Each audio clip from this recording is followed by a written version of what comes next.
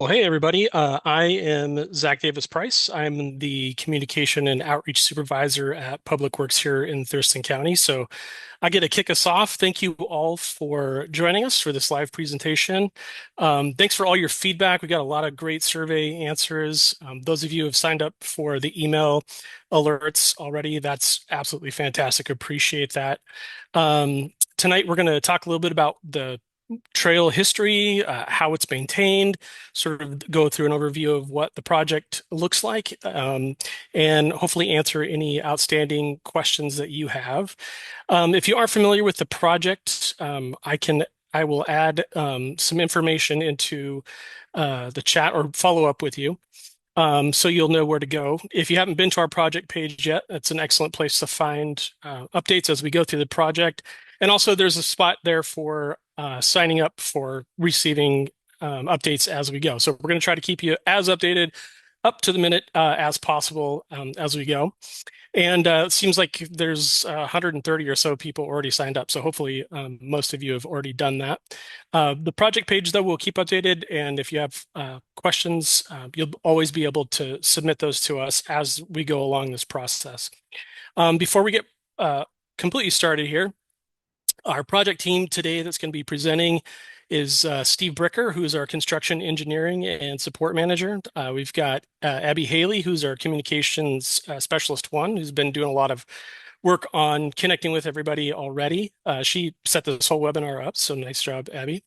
Ben Enfield, who we'll hear from quite a bit tonight, is our senior civil engineer and project manager for this particular project. So he'll share quite a bit about what we're going to get into with the actual ins and outs of the project.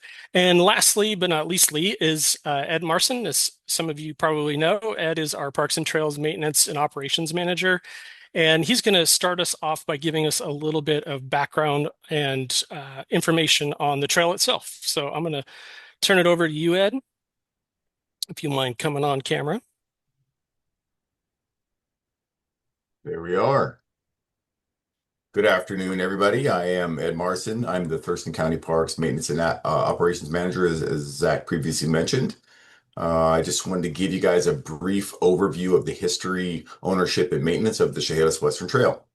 Most of you may know a lot of this information, but some of you may not, so we just want to kind of get you up to date. The Chehalis Western Trail is a 22-mile, fully paved, multi-use trail which is operated and maintained by Thurston County Public Works. Not only does the trail pass through the urban areas of the county, but it also passes through diverse ecosystems, including dense forests, wetlands, and prairies. The trail was originally built in 1926 by the Weyerhaeuser Timber Company. It was used as a logging railroad.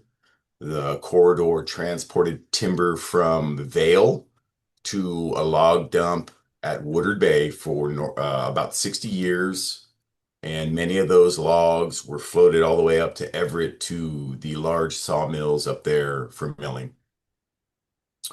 Thurston County acquired the abandoned rail line in segments between the years of 1989 and 2009, eventually building major pedestrian overpasses that span Martin Way, I-5, and Pacific Ave. Because it was built for heavy trains, the trail only climbs, or it climbs less than 350 feet over its entire 22-mile length, with almost all of those minor elevation change coming from those ascending those pedestrian overpasses.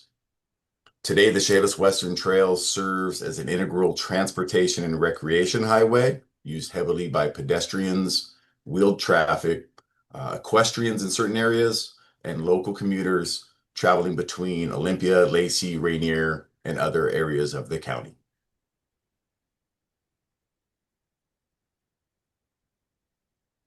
Awesome. Thank you, Ed. We're going to turn it over at this time to Ben Enfield. He's going to tell us a little bit about the project funding. All right. Thank you, Zach.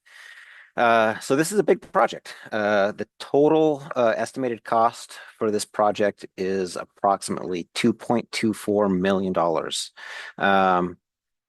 with federal grants being the primary source of our funding for this. The Thurston County or the Thurston Regional Planning Council, also known as TRPC, they've been crucial in making this project happen. They awarded us 3 separate grants that together cover 86.5% of the project costs. The remaining 13.5% of the project cost is a match to those grants, and it's provided by real estate excise tax. The reason we're going with a pavement preservation, which this project is called the Chehalis Western Trail Pavement Preservation Project, is because pavement replacement is much more expensive than pavement preservation. So rather than waiting until the pavement is so bad that we have to rip it up and completely redo the pavement section, we are targeting some of the worst areas to replace, and then we're going to go through and do an asphalt overlay. And that this work will really fix the bad parts, and it'll extend the life of the trail. And it's very cost efficient as far as long-term maintenance goes. So yeah, this really gives us the most bang for our buck rather than going around and finding the worst places in the trail and doing spot repairs. If we do some targeted improvements and then do this whole overlay in continuous sections, we really increase our efficiency. Okay.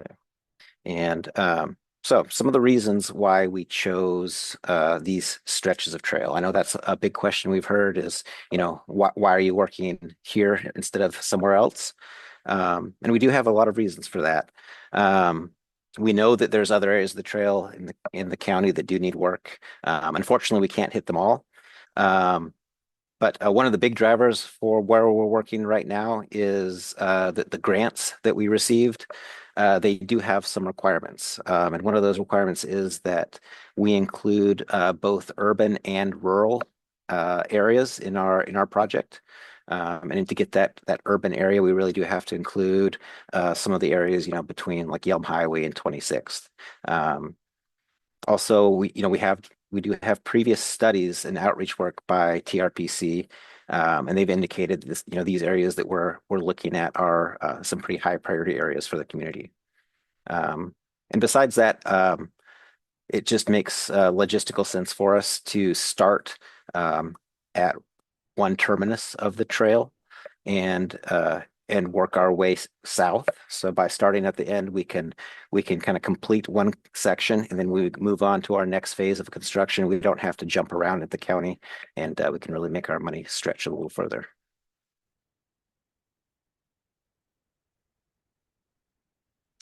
Okay. So I'll kind of dig into these proposed work areas. This map that you're seeing here shows kind of a vicinity of where we're working. You can see I-5 there right in the middle where the Chehalis Western Trail crosses near the woodland trail. So we're starting in the north at Woodard Bay. That's the northern terminus of the trail, and we're working down south. This shows us going all the way down to Yelm Highway. I'll get into some of the specifics of the different segments. We may not be able to get all the way down to Yelm Highway depending on our construction bids. We have some base bid sections and some alternate sections, which I can cover later. In these next slides here, this map is really showing the same area. It's just zoomed in a little bit. And you can see that what we've done is we've broken up this work area into different segments, is what we're calling them. And these segments are between major access points on the trail. Usually it's either between a trail parking lot or between major roads, where if you're on the trail, these segments that we're working on, you won't be in the middle of the trail when you come across a construction sign. It'll be at a main segment. I'm not sure if the text may be a little small, but as we go from Woodard Bay, it goes from segment 1 is Woodard Bay to 56th Avenue Northeast. And then we go from segment 2 is 56th to 46th. Segment 3 would be 46 to South Bay Road. And then segment 4 is South Bay Road to 26th Avenue Northeast. And then 26th to Martin Way, segment 5. And segment 6 is Martin Way to Pacific Avenue. So those 6 segments are what we call the base bid. Those will no doubt be completed as part of this project. Excuse me. What we have is 2 additional what we call additive alternate segments, and those segments are further south, and we're hoping we can get those done. It all depends on our public bids. We have our project budget, and we really would like to be able to add those additional segments. It just depends if we get good contractor bids, and hopefully we can include those in the ultimate project. But those two additive segments are from 14th Avenue down to Herman Road, which is Herman Road and 37th Avenue right there. They converge at the trail, and then from Herman down to Yelm Highway. One important note, you may notice that there is a gap in these segments, and that gap is between Pacific Avenue and 14th Street. We're not doing any work as part of our project in that section of the trail, but it is important to note that Puget Sound Energy, they are doing a separate project where they're going to be installing a gas main in that section of the trail. So they'll plan to do that work next spring also. They'll be installing a gas main, and as part of their work, they will rebuild that section of trail. So it's not included as a county project, but we will make sure we're broadcasting PSE's their construction and making sure that what they are doing is kind of thrown into the website so that work is known. We don't have as much control over that work, but we'll make sure that the coordination is there. And next, I'll go into some of the more detailed kind of engineering plan stuff. So what we're actually going to do for this project. So we're gonna go through for every section of that trail that we showed there.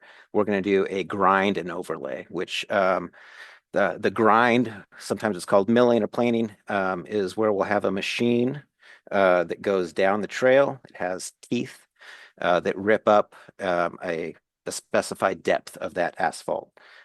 So we're not going to take up the entire depth of asphalt. We're going to take 1.5 inches of asphalt out. And what that does is that gets rid of any of the small surface cracking. It gets rid of some minor surface variations. And it also gives us a good base for when we come back through and do our pavement overlay, that will have a really solid pavement section that'll last us for a long time. And I'll talk a little bit about this micro grind, which is different than a grind. I'll talk about that in a following slide. So the other thing we'll be doing is full width repair. There are certain sections that we won't be able to just repair the surface, that we have some failures in either the sub base, or we have something going on under the pavement where we'll have to do a full depth repair. So we'll excavate the entire pavement section out and replace it with a new pavement section. If you've been using the trail lately, you may have seen some white paint on the trail. What we've done is some of those areas we've marked off where we're going to do a complete full depth repair. Some of them are partial depth. The partial, or I'm sorry, partial width, where we might do half the trail or a few feet of the trail. But it's that those white markings really show where we're going to do a full depth repair. And one other note, which just add kind of interesting, is we will be doing fiber reinforced asphalt with our overlay. This is a type of asphalt that we've used on a lot of our road projects. It's a fairly new technology, but it adds some extra durability to the pavement. It can resist some of the cracking. It'll help that pavement last longer, get a little bit more wear out of that trail. Edge repair. These ones where you may have noticed on some sections of the trail where the edge is getting undermined. A lot of times it happens where there's little neighborhood paths that come up to the trail. People walk, and after a while, the edge starts wearing down. It gets undermined, and you start seeing some raveling. We will be repairing some of those edge repair or edge conditions. In order to reinforce those, we'll go in, we'll install a gabion basket, which is just a metal frame with rock, and then some construction geotextile to make sure that those edges stay sound and we don't have any future problems with raveling in those areas. Okay, the next one. This one is one that I think if you use the trail, you're probably familiar with some root issues. There's roots in many sections of this trail that have caused upheaval in the pavement. It's one of the more common complaints we get. So for areas where we have root upheaval, we will be excavating basically for a full depth repair. We'll go in, we'll go down 2 feet, and we will remove any roots that are causing pavement upheaval. There's only one tree that we have identified currently that would be removed, and that's a tree that's in the trail. It's basically right in the edge of the trail. So the trunk is encroaching on the edge of pavement. It's the really one location we have with this work area. But everywhere else, most of these roots that are causing problems are pretty far away from the trail, or the tree is pretty far away from the trail. So taking out a couple roots is something that we can do and maintain most of that tree health. But we will have an arborist that is on board, that will be on board for construction. When we get to some of these areas where we have tree root removal, we'll have an arborist that will make sure that the work we're doing to remove those roots is not something that's going to cause problems with tree health. And also to make sure that we don't have future issues after this, in these areas where we remove roots, we'll be installing some root barriers, which is basically it's a reinforced plastic that goes down a couple feet. It redirects roots so they go deeper where they go off to the side, and they won't cause future issues if we have any more roots growing in those areas. Okay. I'll start off this slide real quick. So another big thing I'm sure a lot of people on this call are very interested in is our construction timeframe. So unfortunately, construction schedule is not fully finalized yet. We know that everybody's really eager to know when exactly your stretches of trail that you frequent are going to be closed. Unfortunately, we won't know all those really detailed schedule things for a little while. Currently, we're working with WashDOT, who is the grant manager for the funding for this trail, to get our final approval to bid this project. Once we have that approval, which we expect soon, we will put this project out to a competitive public bid, where we will evaluate bids and go with the lowest bid. And in that case, we have a low enough bid to do those 2 alternates also. We do expect that we will likely have construction start this fall. And that construction time frame will be a couple months. We have about 80 working days in our contract, but it will depend on some weather. It will be weather dependent too. So this will probably stretch into spring of next year. And with that, I'll let Steve Bricker, our construction manager, talk a little bit more about some of the details of construction. Everyone, Steve Bricker, the construction manager for Public Works. Before I get too much in my section, I do just want to say that the county really spent a lot of time as far as closures, considering all the different users, looking at the TRPC studies, surveys, and a lot of time talking with our parks manager about its right balance between construction speed, cost, and then also making the trail available to users. So what we ultimately landed on is that we wanted to find a way to do this where we could still provide access to the trail daily for all the segments of the trail. So basically, Ben kind of talked about it earlier, but the project's split into multiple, approximately 1 mile segments. And so for those segments, a few days in advance of the closure, we'll post that we're going to be doing a daily closure. We haven't exactly landed on the exact hours. We're thinking maybe 8 to 5, but that could change slightly. So it'd be during the day, and then we'd be reopening the trail every night so that everybody that uses that segment still gets a chance to use that trail segment every day. And then also on the weekends, it'll be available morning and evening on the weekends.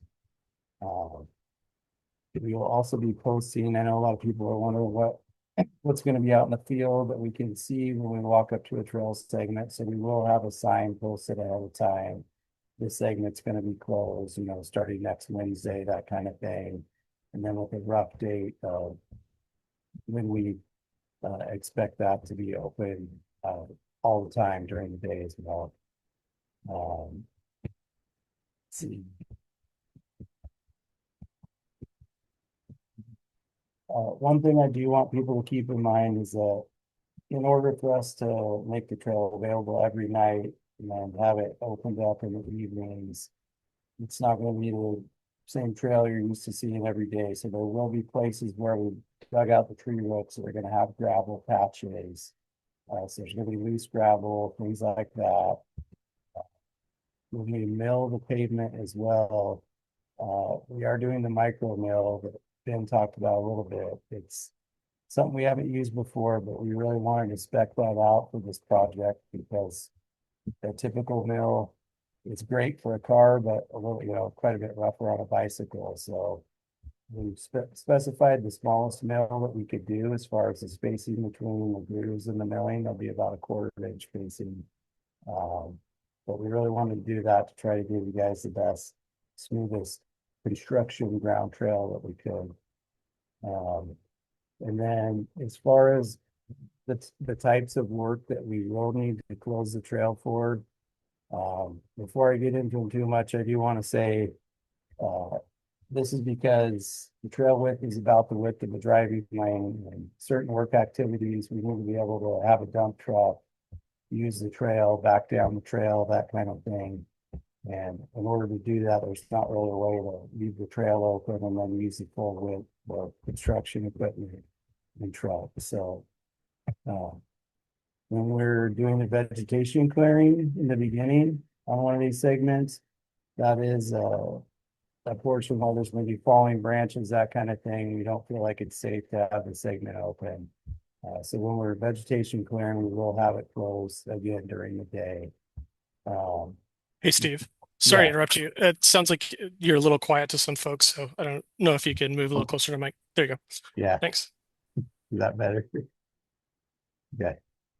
Also, when we're doing subgrade repairs, the root removal, patching, and the shoulder repairs and stabilization that Ben talked about, we will need to close the trail for that, so we need the full width of the trail. When we're milling and grinding the pavement, we'll need to close the trail during the day for that as well. And then when we come to do our final paving in the end, we'll be closing during the day for that work as well. There are a lot of work activities on the job that we looked at, and there's a few that don't require us to have it closed during the day, where we can one lane alternate the trail, which is nice. So we looked at that and tried to figure out how to do certain things while we have the trail down the one lane. So when we're doing the permanent sign installation, When we're replacing bollards, installing bollards, we can do one lane of the trail open with one-way traffic. Placement of striping markings, ADA maps, those kinds of things. We leave the trail open all day for those work activities. And to wrap up, I want to say I know construction is always tough to deal with, and it's difficult to lose access during the day to the trail, but this is going to be a really smooth trail when it's all done. I really hope that we get feedback from you guys that this is your favorite section of the trail when we're all done. So I know there's going to be a little bit of pain, but at the end of the day, we're going to have, 7 to 10 miles of trail that is going to probably not need any work until 2045, 2050, other than regular maintenance work that the Parks Group does. And with that, I'll kick it to Zach. Thanks, Steve. I'm off mute. That's good. Hey, so I had mentioned before some ways that we're going to be communicating out through our project pages. And thank you, Karen. I was in a rush there and I said chat. And when I said chat, I meant Q&A. So if you're looking for the link to our project page, or if you want to sign up for our email, I answered Karen's question there in the very first Q&A. We'll also be sending out an email follow-up with this. We're going to post the recording. We're going to answer any questions that we are not able to get to today, don't have the time for, or don't have enough information to answer well. And I'll include these links and an email for us so that you can reach out anytime. So that'll come tomorrow. We'll send that out to you so you can follow up with that. The video might take a couple of days, but we'll send the video, or we'll send the follow-up email out tomorrow with the links to make sure that you have those. So beyond that, we'll also have trail signs. We're going to try to get as many sandwich boards out there as we can. We'll put some QR codes on there, so that'll also point folks back to the project pages and to the email for updates. So we're going to try to stay on top of everything as quickly as we can to let you know up to the minute our updates, because I'm a Thurston County resident. I go on the Chehalis Western Trail just off Yelm Highway down here to go for walks too. So it's important. I know for when I'm leaving, do I know that this part is going to be open or closed? So thank you. And I appreciate everybody putting questions into the chat. We'll try to get to those. We've got some general questions that were given to us in the surveys prior. And then if we can, we'll, time permitting, we'll have some of these answered by our panel. And if there's any that are too specific, or there's some ideas that were shared that we can need a little time for reflection, like I said, we'll get to those as well via email, so everybody will be informed. If you see a question in the chat, if you see a question in the Q&A that resonates with you, we will follow up with each and every one of these either today or through an email. So thank you for that. And then with that, I'm going to turn it over to Abby. And Abby is going to give us our general questions or the questions that were given to us through the survey. And I think that's going to be answered by a number of our panelists. So Abby, I'm going to spotlight you. Sweet. Sounds good. Thanks, Zach. I just want to give a thank you to everyone who was able to navigate to our project webpage and who already submitted the survey. We did have that open prior to this learning session, so it's now closed. But we went ahead and basically compiled all of the questions that were submitted on that form that you filled out and just grouped like with like. So we tried to hit as many as possible within the time frame we have available. So I'm just going to go ahead and dive into it. We'll split the questions between Ben and Steve today. So starting with Ben, we have a question that says, how will closures be communicated to the public in terms of channels, methods, and lead time for trail users? Thanks, Abby. Yeah, we're going to have a lot of different methods to communicate these. We want to try to get across all different channels.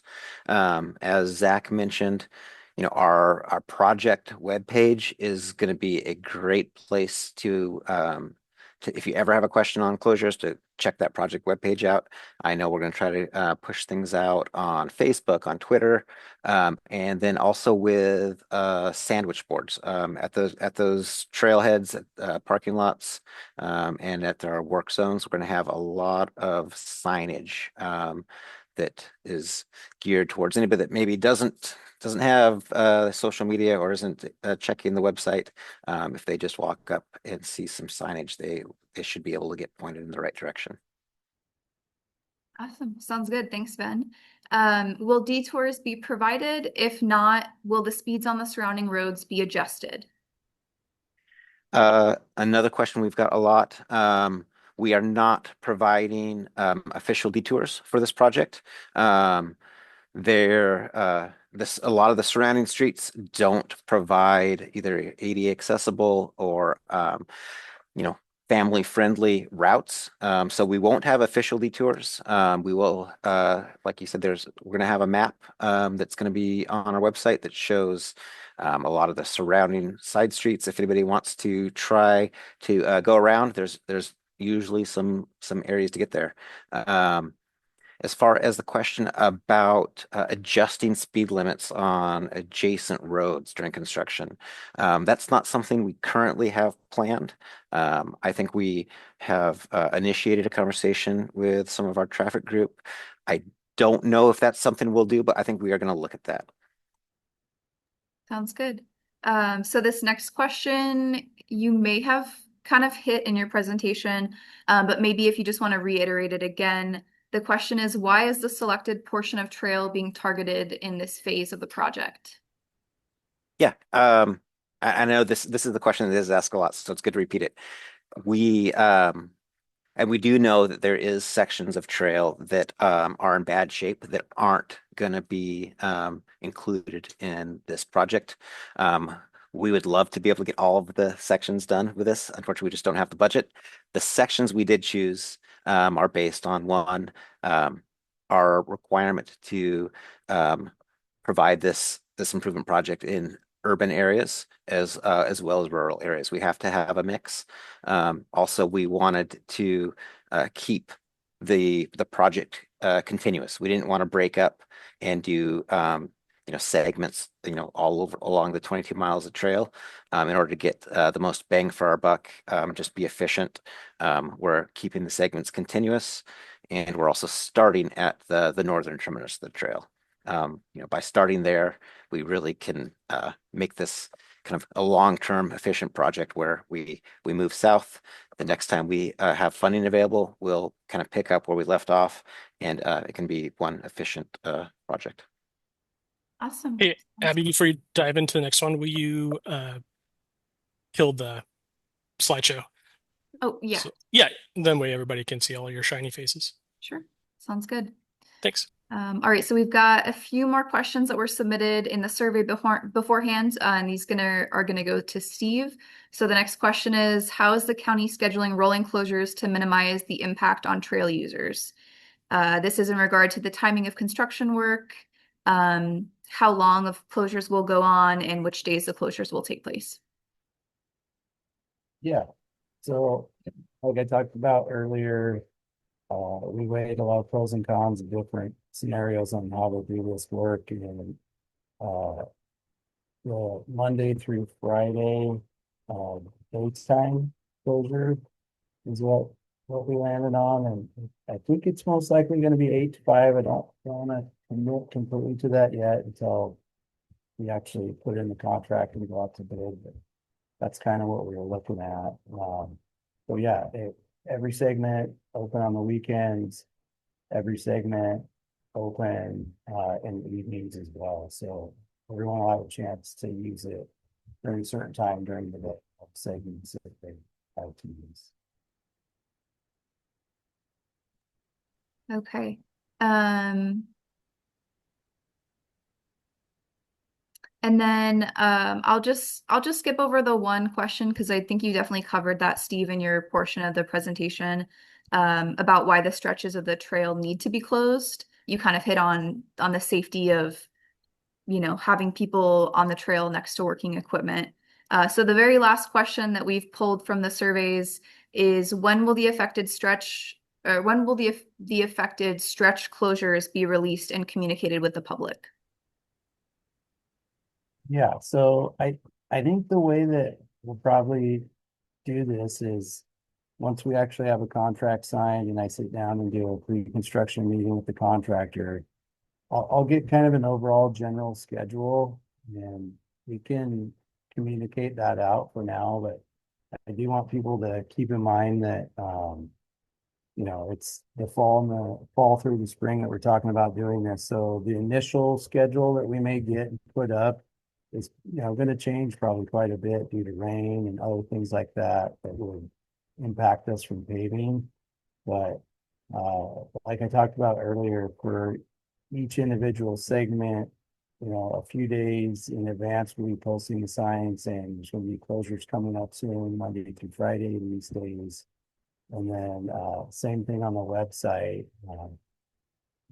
Man, I don't want to speak for comms too much, but I think we were going to put all those on the website too. Yeah, yeah. As The well. the web page is going to have the most up-to-date information in terms of what's closed when. Yeah, so I think what's really important for everybody on here, and then also for your friends that maybe use the trail and then aren't going to be here, if they're really interested in that, want to be following that, if you subscribe to the email updates and the project page, and you're going to get all that info as soon as it's up on the page, in advance of when the closure takes place. Sounds good. And I'll pass it back to you, Zach. Awesome. Well, we've got some questions that have come up in the chat, and so I'll direct them your way, Steve and Ben, and we may not have the answers to all of these, and if we don't, like I said, we can follow up with emails. So let me grab one here. So from Ian, and again, thank you all who have put in a question. Feel free to put some more in. And again, if you can't get to them all, we'll answer. The question is, will walkers and cyclists be able to use the shoulders to get around work areas during the day? No. Yeah, I mean, I'd love to allow everybody access, but I just don't feel safe with rollers and excavators swinging around and that kind of stuff. With people next to the equipment while they're working. Makes sense. A high risk. One from Harriet here says, I'm sure you are aware of all the uneven sections on the trail south of Fir Tree, between Fir Tree and Monarch. Those areas really need resurfacing as there's a lot of bumps. Is that outside of the scope that we're looking at right now? That is outside of the scope, Okay. and we are aware of that.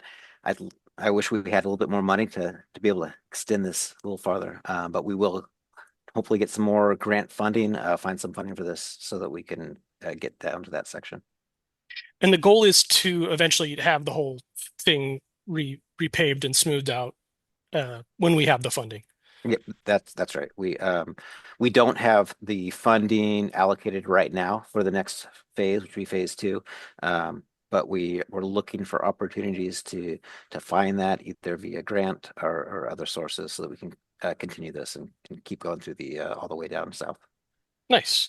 Karen's got a few questions. One of them is, will PSC have requirements for keeping the trail open overnight and weekends, kind of similar to what we're doing when PSC does their work? Yeah, it's a good question, and I'm not sure on the answer on that one. I'd have to double check. We could probably answer that one via email or on the website. I know we will be coordinating with them. I haven't seen their latest construction schedule and plan, but that's something we can answer. Okay. Just not right now. Okay. It's something we maybe can lean on them a little bit with. Yeah. All right. Question from Bracy, asking if the slides will be posted from today. I will be posting the video, so when I have that link, I'll email and it'll have all the accompanying slides. Another question in here from Matthew. Thank you, Matthew. Will the time for opening and closing be consistent? I'm thinking, if once we know our scope, once we know our days, are we aiming to do the kind of the same 8 to 5 or whatever we come up with consistently? Yeah, yeah, we are gonna shoot for that and try our hardest to do it. There might be some things that come up where there's a reason that we need to extend it like to 5:30 or something, but I really don't want to do that because that's not what we've communicated out. But I just, knowing the nature of construction, I don't want to like 100% say like Yeah. that during the whole 10 miles that there would never be a situation where it might make sense to maybe go outside those hours a little bit, but we will try our best. So the aim is to go to keep it as consistent as possible. Yeah, And if there's something that comes up, Steve's going to let us know in communications, and we're going to get that out as soon as possible as well. Um, Question in here about center line striping. Will it be done along the trail or only in some locations? Or do we have plans to do it at So, all? so we don't have plants or centerline striping in any location except for at road crossings where we have bollards, and we'll have some striping there, really to delineate where those bollards are at. We don't want any cyclists or anybody walking to run into those, but we will not have centerline striping at the other sections of the trail. Okay. Um, will at any point will the bridge over I-5 be closed? Um, I'm trying to think now. I don't think so because I don't think, Ben, that we're actually doing anything in between the I-5 bridge and the Martin Way Bridge. Yeah, Don't think we're touching that piece. I think you're right. I think we are ending at the bridge approaches. Yeah. So I don't think the bridge itself that may be closed like up to one side of the bridge. Um, I think we probably could try to work to make sure that we maintain that access across I-5, except for maybe a real short time period where we have to work right up to the approach of that bridge. Okay. Question from Jim Toomey. For south of Yelm Highway, the portion of the trail, could some consideration be given to painting or marking bad sections of the trail, specifically routes that are coming into the asphalt? So we at this point we don't have any plan to do anything south of Yum Highway. I know currently we're still hoping we can actually even get to Yum Highway with our funding.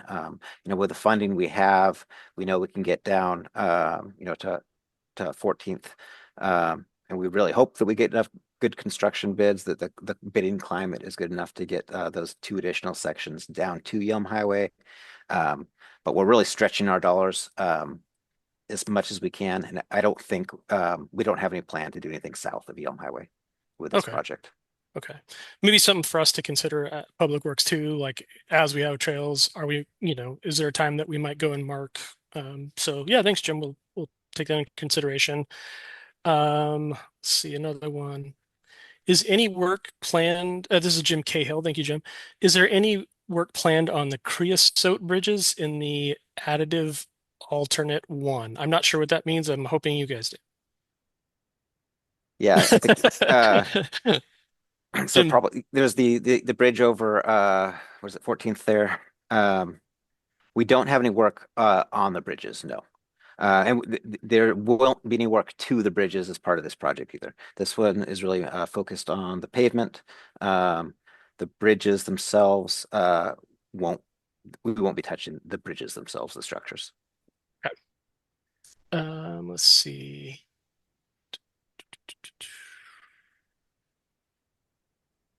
Did the county use, I know you hit a little bit on how the areas were chosen and why, because of the grant funding needing to be both rural and urban. But the question from Karen was, did the county use a scoring system to choose where to start? Knowing that there's different segments that are used in more heavily than others.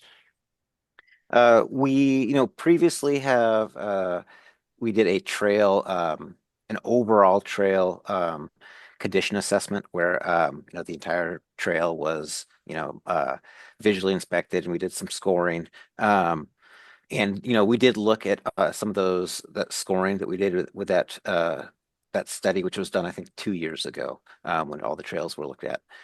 So we looked at some of the scores from that assessment, that played into, the kind of where we started this trail or with this project. And then, like we said, the kind of the grant funding really dictated a lot of, where we had to include, and then the kind of the feasibility of how we phased the construction projects also played into, starting up north. Okay. I'm looking through, there's a lot of questions, so I'm making sure we covered everything. There's some suggestions in here too that we'll take into consideration and talk about as a team. Um, keeping the bridges open as a priority. There's a suggestion of supplying Thurston bike maps at each closure. Let's see.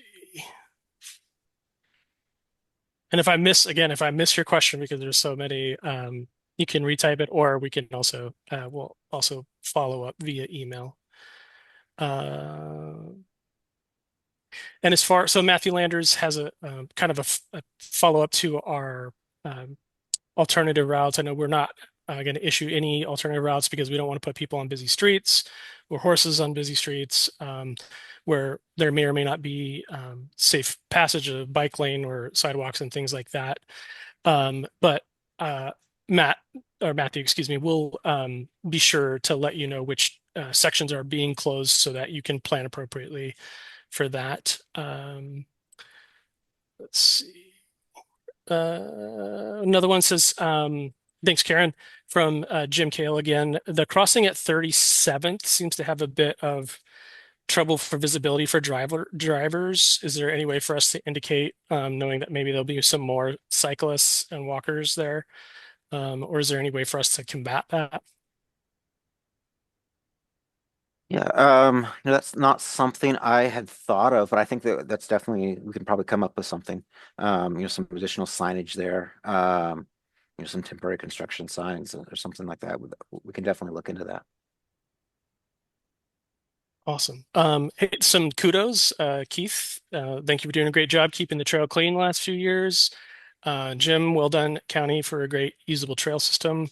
And thank you all. This has been really incredible. This is the most folks that I think we've ever had for a learning session.